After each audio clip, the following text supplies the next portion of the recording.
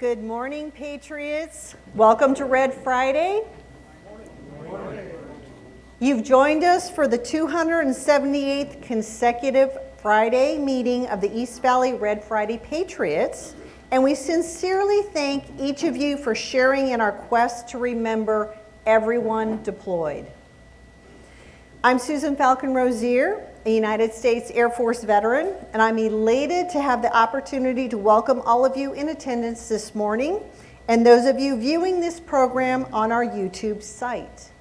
Will you folks please turn to the camera and give a hoo-ha shout out to our YouTube Patriots for their support of our Red Friday mission. Thank you. Last Friday, the third Friday of September, we honored American service members who are still unaccounted for and listed as missing in action.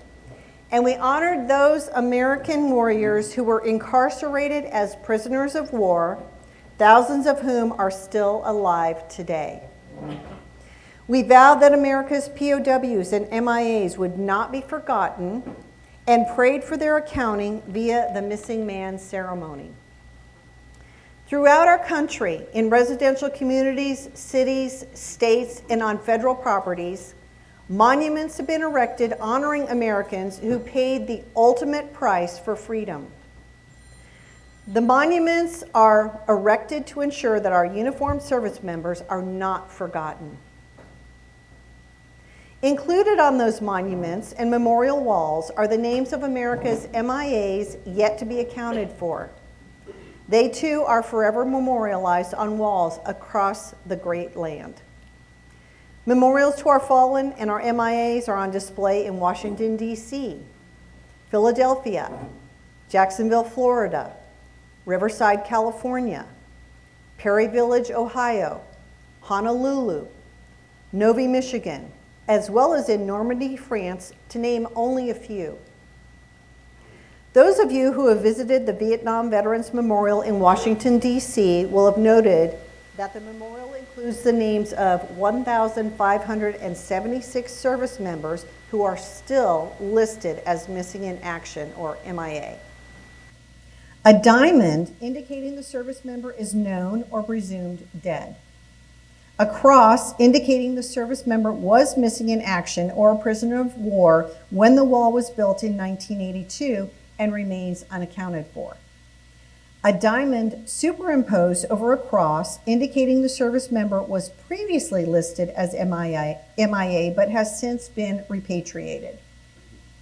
And a circle superimposed over a cross, a symbol of life, indicates that the service member who was previously listed as MIA returned alive. But those we memorialize in this manner are so much more than just a name on a wall.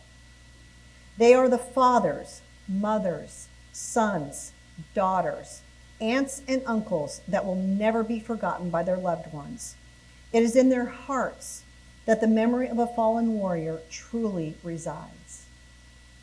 I'm confident that most of you are familiar with the performing artist group, the Statler Brothers. The Statlers were an American country music, gospel, and vocal quartet from Virginia that formed in 1955 and were active until the group's retirement in 2002. They have won countless Vocal Group of the Year awards throughout their long career. One such song, recorded in 1989 by the Statlers, is More Than a Name on a Wall. And although we more often think of the wall as that of the Vietnam War Memorial, this song is relevant to any wall memorializing our fallen and MIAs.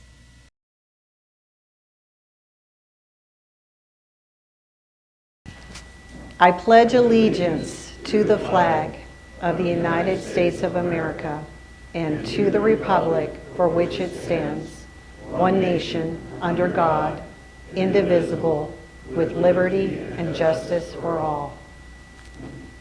You know, I'd be willing to wager that many of us here today have memories of some wild and crazy experiences we had in the early years of our marriage. I know I do, and I thought I'd share one of my stories with you. But after I share this story, I may need someone to step up and offer me a spare bedroom for a week or two. Things may get a little bit heated around my house, if you know what I mean. Now, I'm sure that most of you at some time in your lives had a postman walking your neighborhood route and delivering mail to your residential mailboxes. And the postal carriers were always in their blue uniforms and had their Ike jacket on, white shirt, tie, had that brown leather satchel that would be strapped across their shoulder and full of mail. Well, most of the neighborhoods where Hank and I have lived had a postman walking our route and delivering our mail to those little boxes mounted on the wall next to our front door. Well, I recall an event many years ago where on a Monday morning, our postman was walking the neighborhood on his usual route. His name was Bob. And Bob had been walking that route for several years, come rain or shine. In fact, Bob knew every home in our neighborhood extraordinarily well. What kind of cars we drove, when we were home, when we were at work. Bob knew very well that Monday through Friday, when my car was gone, I would be at work. And as Bob approached our home that Monday, he apparently noticed that both of our cars were in the driveway. Well, it just so happened that while Bob, the postman, was standing there scratching his chin, wondering why both our cars were parked in the driveway on a Monday morning, I came out with a box loaded with empty beer and liquor bottles. Now, Bob, who I must admit was always inquisitive, but a very friendly kind of guy, seeing all the empty booze bottles, he said, "Hey, Mr. Nations, good morning. Looks like you guys had one heck of a party last night." Well, I'll admit I was in a lot of pain from a neighborhood hoedown, and I said, "Actually, Bob, we had a party Saturday night, and this is the first time that I've felt like moving since 4 a.m. Sunday morning." I said, "We had about 20 couples from around the neighborhood over for a little fall football season cheer, and it got a bit wild." I said, "We got so inebriated around midnight that we started playing Who Am I?" Well, Bob looked at me rather quizzically and he said, "Well, how do you play that, Mr. Nations, that Who Am I game?"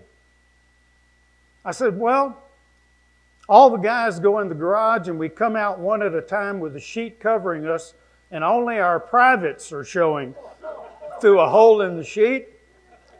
And then the women try to guess who it is." Well, Bob started to laughing almost uncontrollably, and he said, "Dang, Mr. Nations, I'm sorry I missed that." And I said, "It's probably a good thing you did, Bob, because your name came up 4 or 5 times."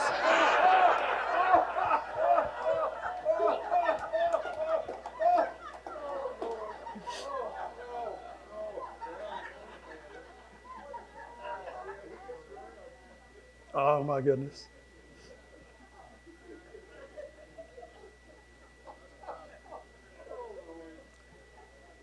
Next Sunday, September 29, the last Sunday in September, we'll be commemorating Gold Star Mothers and Families Day. And this day is set aside to honor the mothers, fathers, and families of fallen military service members. Also known as National Gold Star Mothers Day, the day serves as a reminder of the losses suffered by military families. The Gold Star symbolizes a family member who has died in the line of duty while serving in the United States Armed Forces. And Gold Star mothers and families know all too well the immeasurable cost of fighting for the ideals we believe in, and they know the pride that comes with exemplary service to America. Our military families never forget their sons and daughters. And on Gold Star Mother's Day, the nation remembers alongside them. It's an opportunity for us to pay tribute to their sacrifices and to support those who remain behind. Since World War I, the observance has provided a way of recognizing and honoring those who have lost a son or daughter who served our country in the uniformed services of the United States.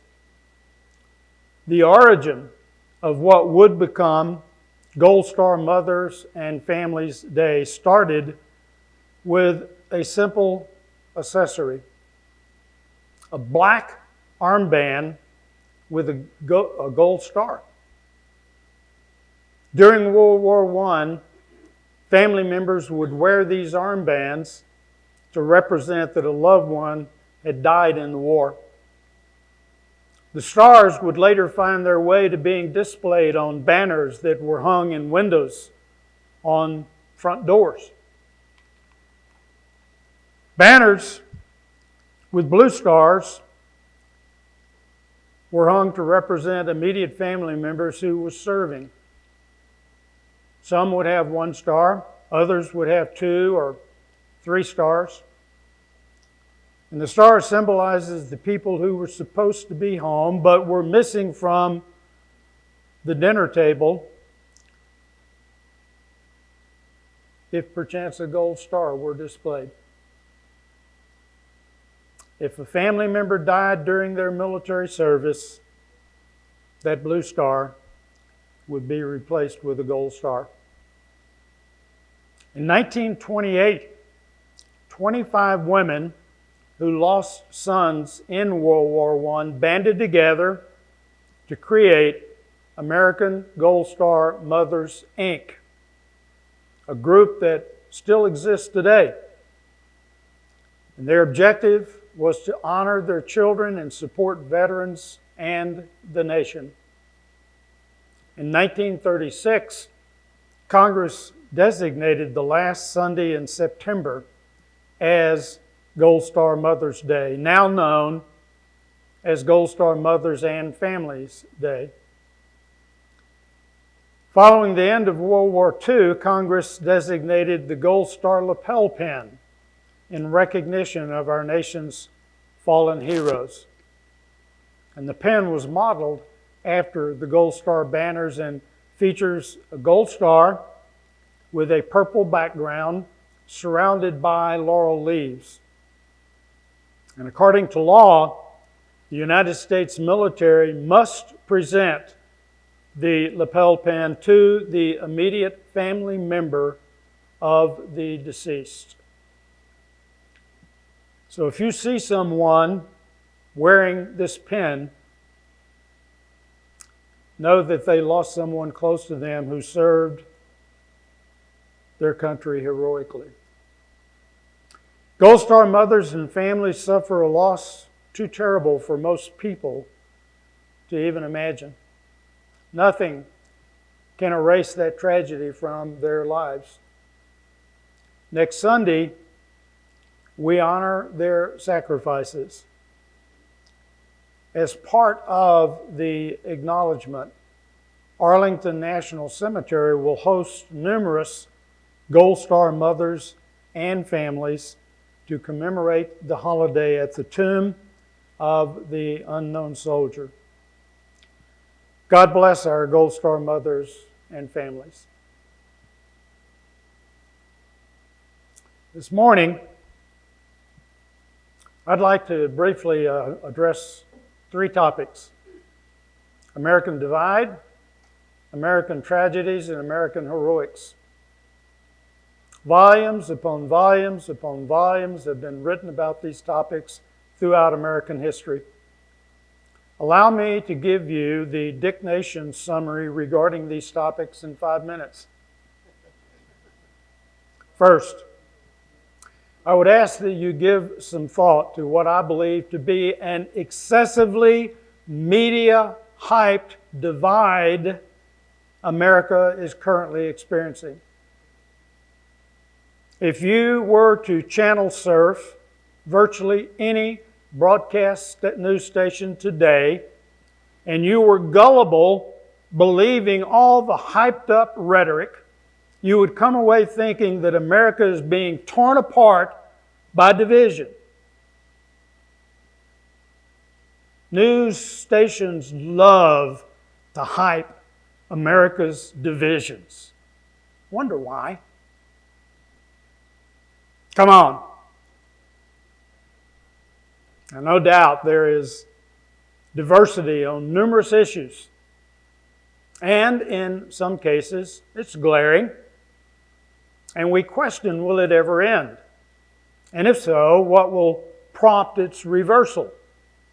We question, how can we bring all our countrymen together and heal the wounds of division? These are questions that have been asked since the founding of this great nation. And if history has taught us anything, we can predict with some degree of accuracy that America will always be a somewhat divided nation. We were, we are, and we always will be. But that division is exactly what has ultimately molded this magnificent country.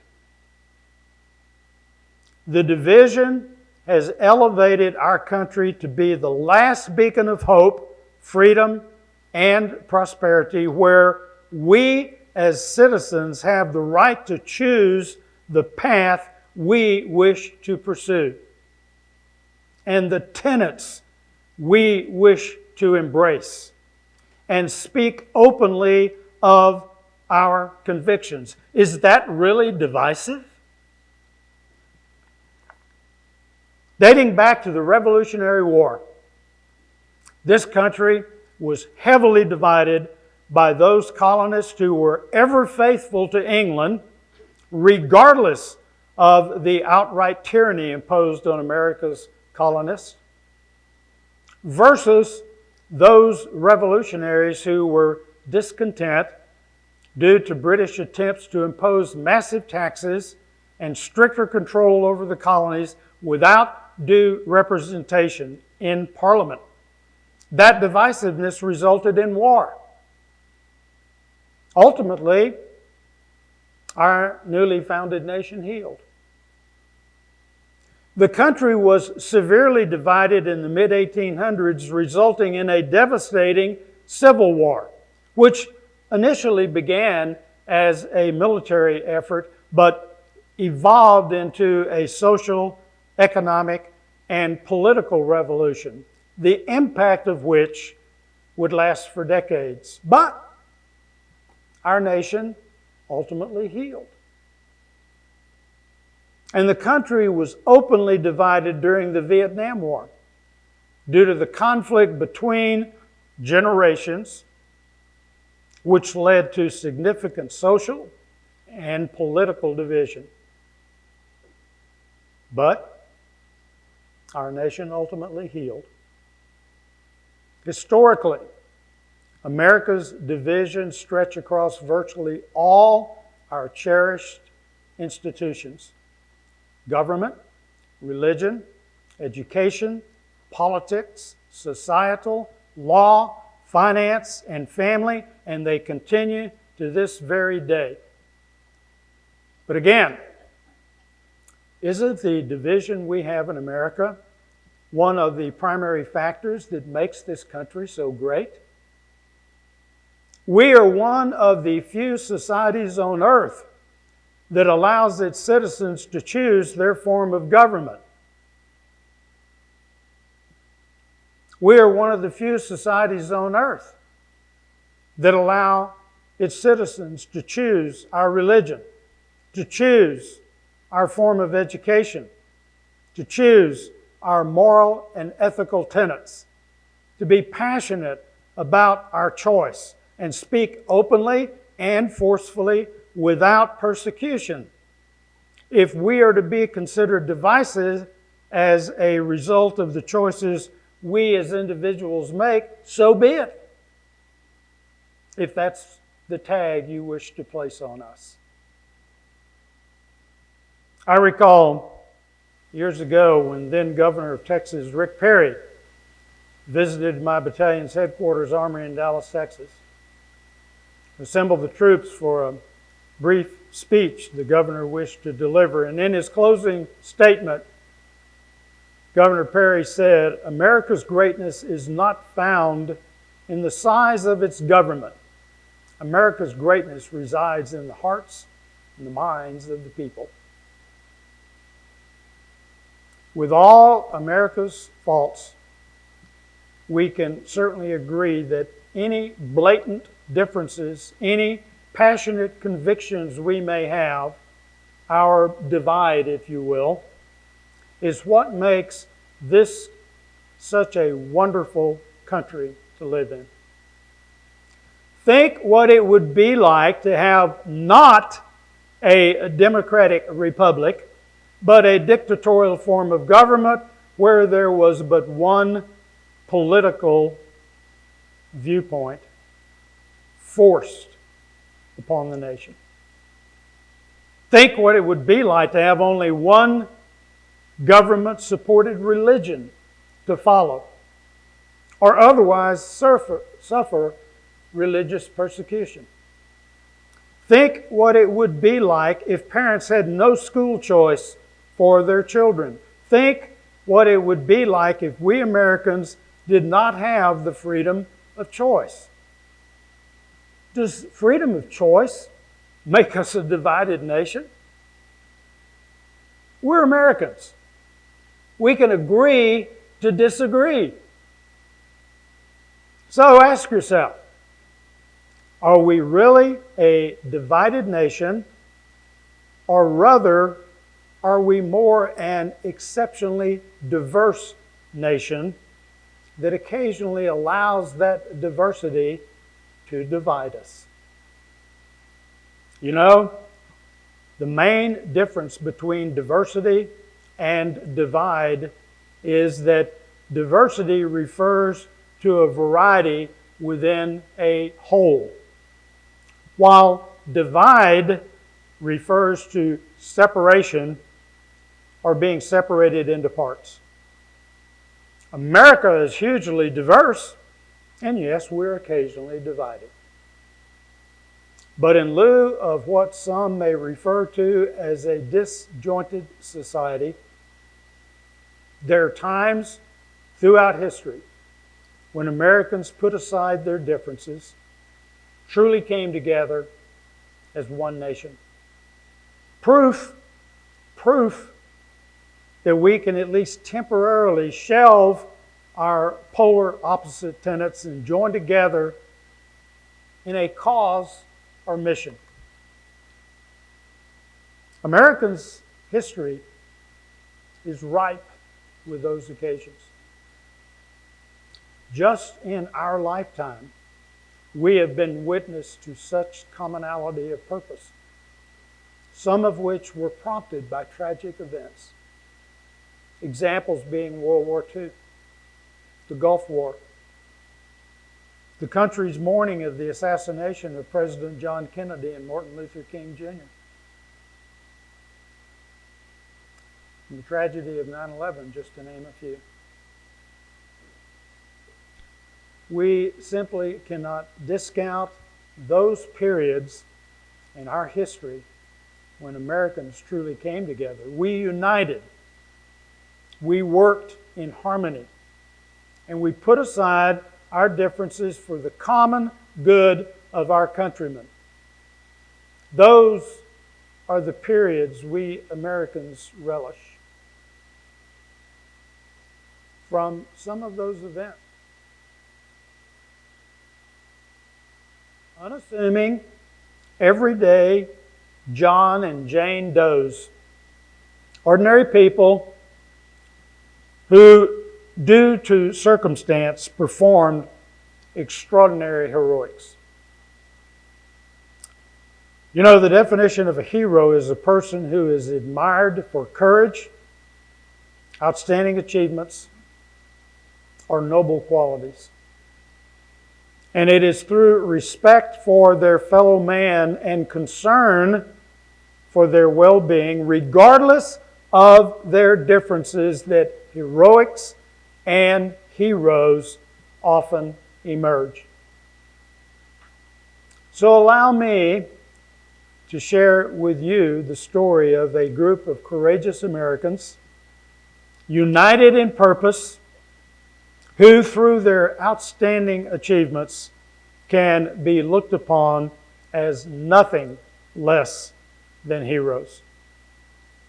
These courageous civilians and U.S. Coast Guardsmen answered the call to help fellow Americans in distress, and they executed the largest waterborne evacuation in the history of mankind.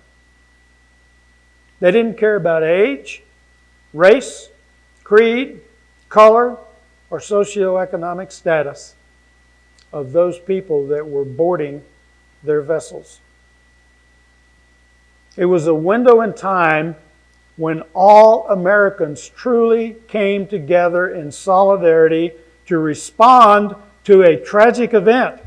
Lives were at stake, and heroes emerged from that tragedy, most of whom we will never know their names.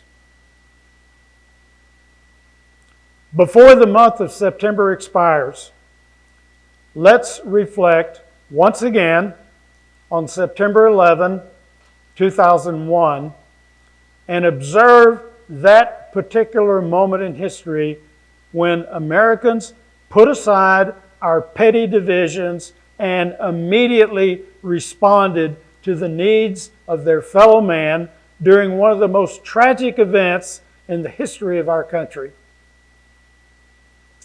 Please focus on the video, Boat Lift, an untold tale of American resilience.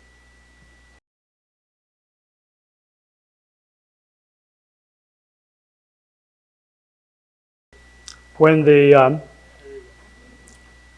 United States Coast Guard realized that Manhattan was just an island that nobody could get off of, they had no means of escaping the island. Ultimately, 500,000 that were inhabiting that island, predominantly most of them there for business purposes, reached water's edge at the piers around the island, had no ability to escape. We had a lot of injured people, needless to say, and we had turmoil that would be unimaginable. But when they reached water's edge, they realized we have no place to go.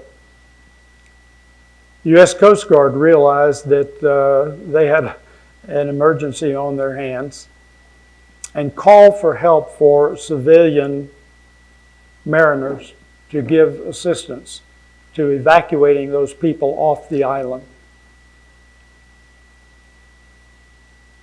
500,000 people were evacuated from that island in 9 hours. Do you remember the evacuation that took place in World War II with Dunhurst? 300,000 were evacuated over several days. 500,000 were evacuated in 9 hours from Manhattan because of the response, predominantly all civilian craft vessels that responded to that call immediately. Ferries, small craft, runabouts, anything that could put people, and they were jammed packed. That is true heroics. That is an example of American exceptionalism, and that is an example of that period when tragedy occurred Americans came together and could care less about whatever diversity or divide this nation may have had. I want to thank you for your presence here today. I want to thank all of our guests. This is a wonderful turnout for our guests today. Appreciate very much so you're joining us. And if you have not noticed, behind those black panels in the back of the room, towering over those are a couple of 75-inch screens that we hope to have in effect next Friday. You also notice a new TV screen that is installed up here, and this TV screen is also now operative. So next Friday when we come in, we're going to have, you'll be able to see these 75-inch TV screens from the prisons about 60 miles away. They may have to elevate the ceiling in this building. Thank you, guests, for joining us today. Y'all have a wonderful weekend. Appreciate your attendance. Take care.